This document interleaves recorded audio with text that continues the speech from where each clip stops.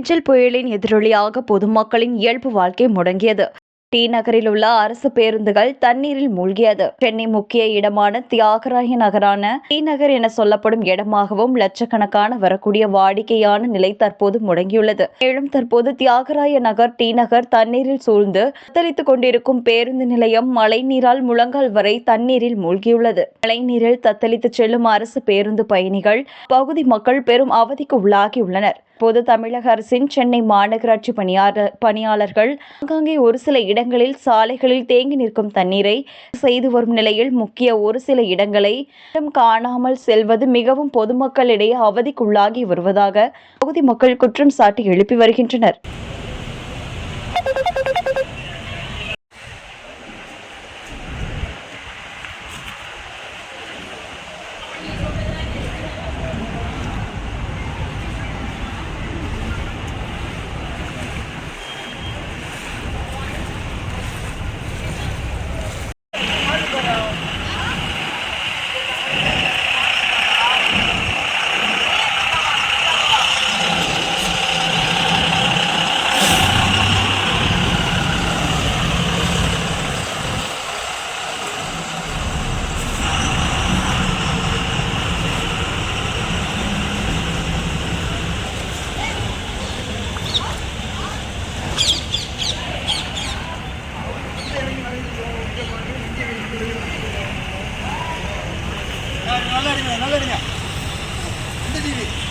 வேந்தர்